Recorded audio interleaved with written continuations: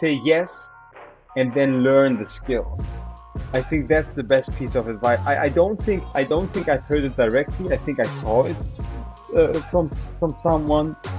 But even if you can't do something, take the opportunity and then learn how to do it.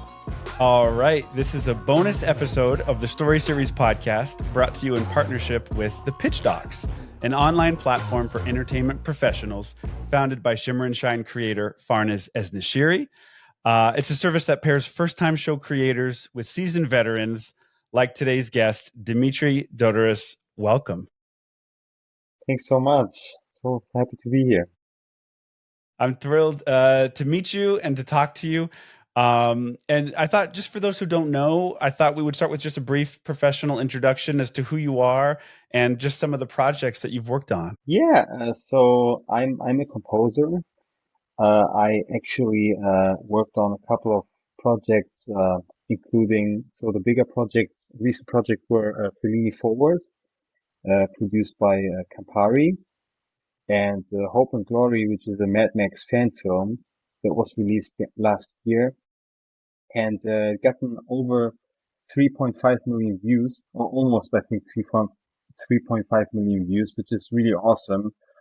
It was Huge. one of those projects. Yeah, I was surprised because it came out last May, and within a couple of months they hit 1 million, and we were like, oh my God, that's crazy. Because and even YouTube commented on it, and it was the official YouTube channel and stuff. So it was pretty cool. And then I did a couple of commercials, jingles, branded content, and I'm really excited about working more on animation. I haven't done a lot of animation yet, but that's like really something that I would love to do, more animation, because my music is it sounds very vivid, very playful. I love a lot of upbeat music. So yeah. You have some tracks that are on the Pitch Docs website, and I was listening to some of your work. It's beautiful, and there's a track called "The Village" that I love. Well, And thanks. so, I appreciate it. yeah, and to hear you talk about wanting to get into animation more, I'm like, oh yeah, I totally see that. Yeah. Thanks. But you mentioned you've worked on all kinds of projects as a composer, and I'm curious if you could just bring us back to that moment where you felt like you broke in to the industry. Yeah, so it was actually the Fellini Forward project, because it was the first project that was produced by a major brand. I mean, Campari, it's a huge alcohol brand. It's very popular, and it was a huge budget too. I worked for the first time with an orchestra, so that was always a dream of mine, to work with a symphony orchestra. And so we recorded remotely. This all happened during the pandemic, so there was a huge amount of recording, remote recording. And so that was kind of fun. Um, I received an animatic first. So it was basically, so they started with an animatic, and then they had, actors perform everything. They kind of lined it out. And so, and the cool thing about that project was that, Fellini, who's, of course, Federico Fellini, very well-known Italian director. He worked with a composer named Nino Rota. I grew up with the music by Nino Rota. And so I was able to kind of imitate his music.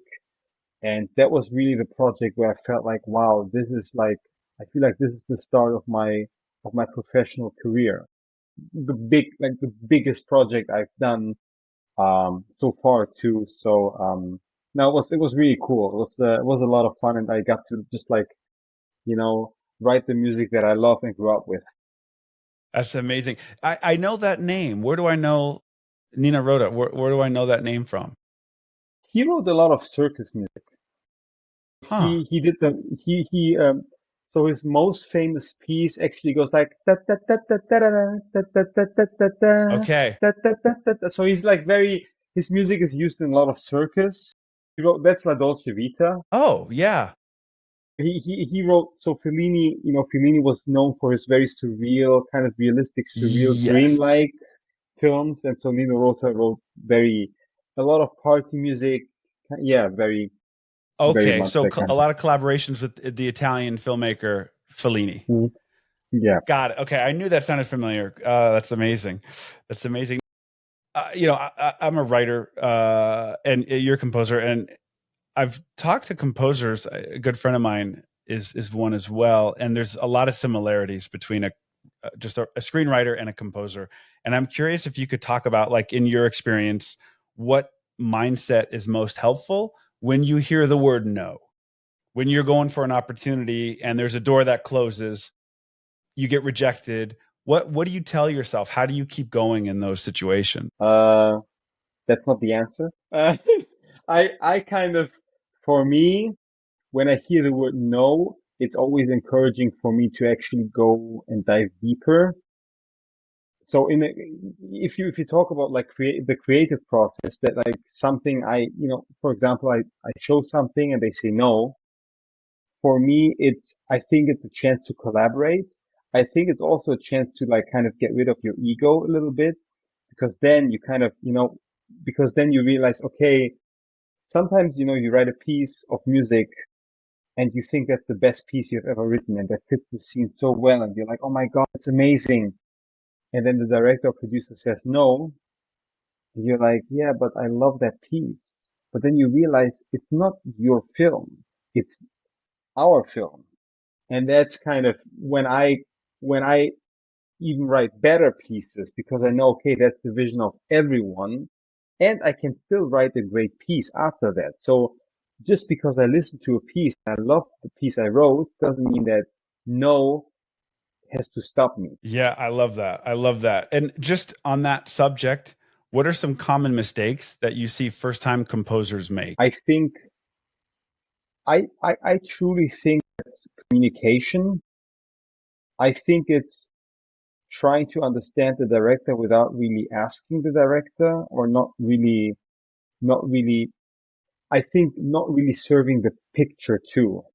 I think, I think a lot of, I made the experience that I served myself and not the picture, that I wrote a piece of music to the picture, but I felt, oh my God, I love that. And I kind of identified with that.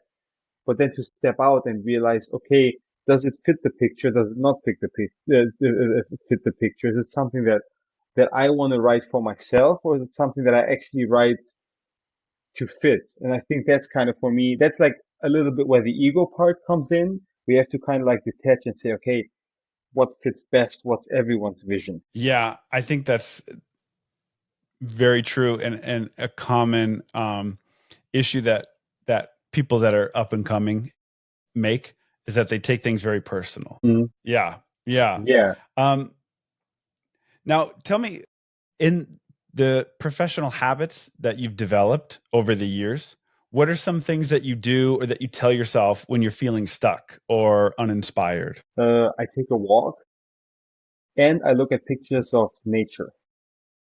So, so there's three things. I take a walk outside.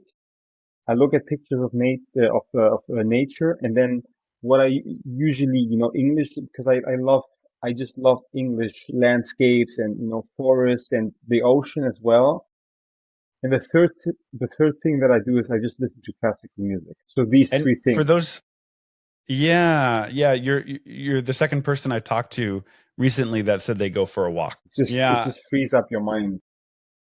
yeah. And for those that don't know, can you tell us where you are at the moment? What country that you're based out of? So right now I'm in Germany right now, and I live in the city of Cologne, but there is a park, and every time I feel stuck, I'm just gonna walk through the park, and I also like to sit at a cafe.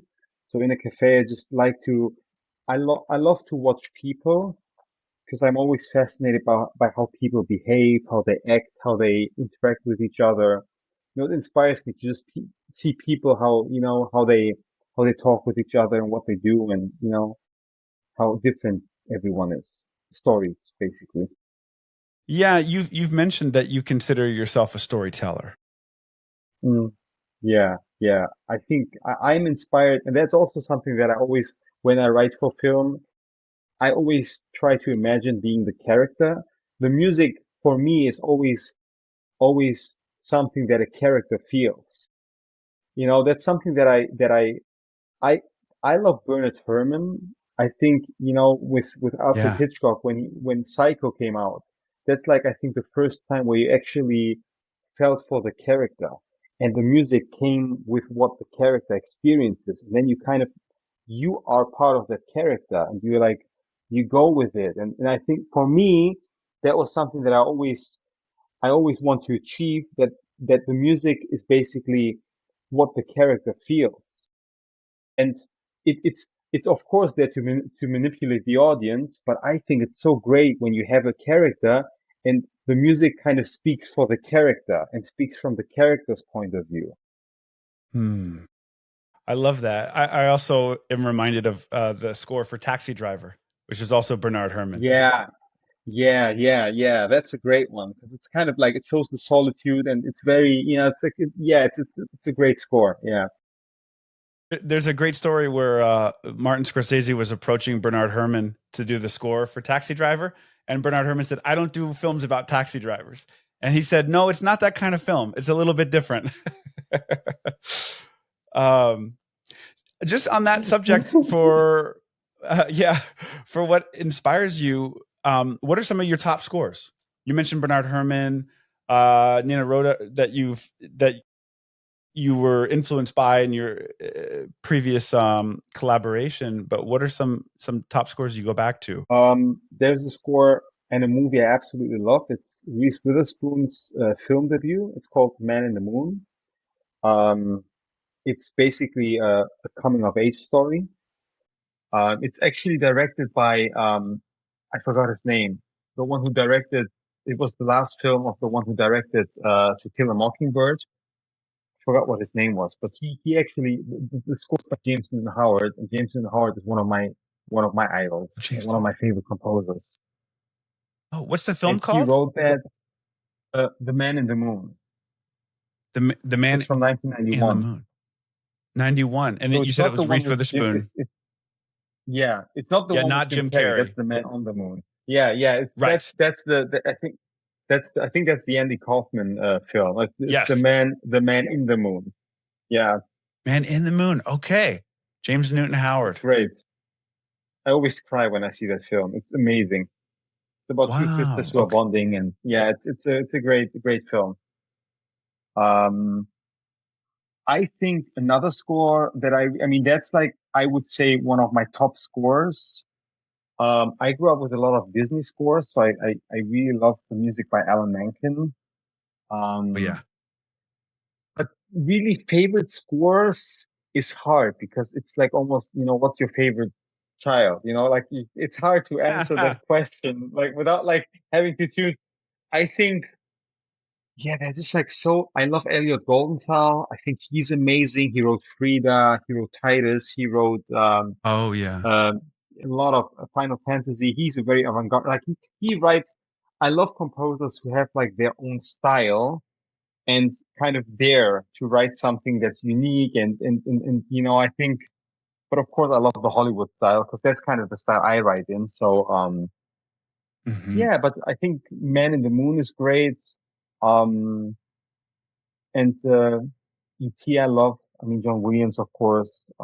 Yes. Hans Zimmer. Any There's Joe Hisashi? oh yes, Princess Mononoke. Okay. I love. Oh my God. Da, I da, wasn't da, sure. da, da, da, Yeah. da. Yeah. I wasn't sure if I heard some of him Oh my in like God. The Village and some of your tracks that I listened to. I thought, oh, maybe there's an influence Wow, okay. Yeah. For those who don't know, Studio wow. That's Ghibli. Yeah. yeah. You know, I wrote that. I was inspired by Zelda. I actually Zelda. because Okay. the new Zelda. So the new Zelda game. I think it was Tears of Kingdom. Because there was Breath of the Wild was the first one, the big one that came out, you know, one of the newer ones that's kind of an open world game, and I loved it. And then I played Tears of the Kingdom, and I wanted to write something that's kind of within that world. And yeah, Joey Hisaishi is just yeah, absolutely one of I love his harmonies. I love Japanese music and I love Asian music. There's Yeah, something yeah. jazzy about it. There's just like some of the harmonies that are quite, yeah. And it's my, like one of on my bucket list is Tokyo. I really want to go to Tokyo. So yes. Uh, I don't know if you have ever been, but absolutely. uh, I have. I've been. Yeah, it's an amazing trip, and yes, you should definitely go, and you will not be disappointed. You'll leave inspired oh for no, sure. Yeah, awesome. yeah. Uh, Um, I'm curious. Talking about favorite scores, but as a composer, how important is silence in music that you write? very important. I don't like wall-to-wall scoring, which is basically scoring the whole thing through, which is a lot of, which is basically almost every blockbuster nowadays. I think silence is Yeah, important because it can create a moment of pause. Um, I don't think every scene needs music. I think sometimes music can, or even, I think sometimes, especially in horror films, what I love is when there's no music and the music is not making you anticipate something. This Final Destination, so, Shirley Walker, she scored Final Destination, and there is a scene at the beginning where, one of the victims is basically crushed by a bus. There's no music, no music. And you're like, what? Because usually, music is kind of now used as a bait for something where you're like, oh, something happens in a way, functionally, where you think, okay, this is anticipating something. But when there's no music, you will be surprised, and that's what I love. I think silence is very important. I love that you mentioned it's how it's used now as bait, like kind of leading the audience, telling you what to feel. But in that moment, that teaser that you discussed with Final Destination, yeah, you don't see it coming because you don't know what you're supposed to feel. Yeah. And it's kind of because usually you hear music when there's some sort of manipulation, and when there's no music, you can anticipate anything. And with Yeah. action, even with some action sequences, I think, when there's a lot of sound effects and a lot of stuff is going on, you don't necessarily need music because it's just like, you know, there's visuals, there's sound, it's just too much sometimes, I think. Yeah, I agree. I agree.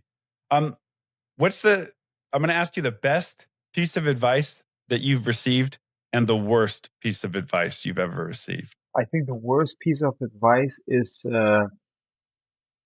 I would say fake it till you make it.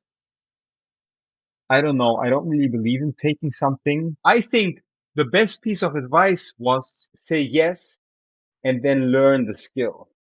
I think that's the best piece of advice. I don't think I've heard it directly. I think I saw it from someone. But even if you can't do something, take the opportunity and then learn how to do it. Because if you say no right away, first of all, it's a missed opportunity to learn something, and second of all, you don't know when you will ever hear when you ever get an opportunity again to do something that might be a challenge. So I think that was the best. Hmm. That was it. Where it's like say yes, then learn the skill, and the worst I think the worst piece of advice to me is like fake it till you make it.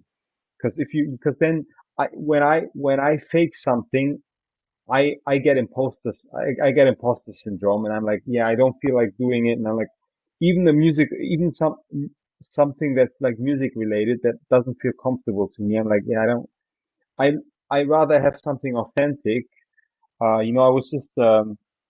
was just pitching for a documentary, and they wanted Peruvian music, and I couldn't write it. I proposed something, but they want somebody who's from that, region, and I completely understand, like if they want something authentic, I can't provide that, and then I'm like, yeah, I can't do it. You have to be honest like that, right? Yeah, I mean, I'm a very honest person that if I feel uncomfortable doing something, say right away. I say, you know, like if I feel like I can do it, I'll do it, but the result speaks for itself. So if the result is not like what they expect, then, I can say, oh, I can write the best tango music. Like if I listen to tango music, of course I can like catch up with it, but if it's not authentic and if I feel like I'm faking the tango music and I'm not doing the research to actually write good tango music, then it's like that's not what they want. So Right. yeah, I think that's great. That's great. Um, Before we wrap up, what's the best way for someone on the pitch docs to start a conversation with you? Like, what should they already know, or what should they have? I think a collaborative spirit. I always love collaborative spirits. I enjoy the excitement of working on something together. Um, and just being passionate about what they do, just being passionate about life, just being passionate about, small things and being curious and just being honest, I think, just being true to themselves, not, pretending to be someone else. That's that's what I think. I think that's good. I think that's beautiful. I think that's spot on. Yeah. Yeah. Um, for those who don't know, just to learn about the pitch docs and how they help creators develop winning pitches, visit thepitchdocs.com or on Instagram is at the pitch docs, where you'll find all kinds of amazing professionals to connect with, like today's guest, Dimitri. This was such a pleasure. Thank you so much for doing this. Hey, thanks so much. Thanks so much. Great questions, and I'm so grateful to have done this. Yeah, and thank you for staying up late. I know it's very late for you in Germany right now. Oh, that's okay. That's all right. Always happy to have a good conversation. Hey, before you go, thank you for listening. If something in this episode moved you or even made you pause for a second, please consider following the show, leaving a review, and signing up for the weekly newsletter at storyseriesPodcast.com. That's where I share my personal takeaways from each episode, what stuck with me and why, one story at a time. See you in the next one.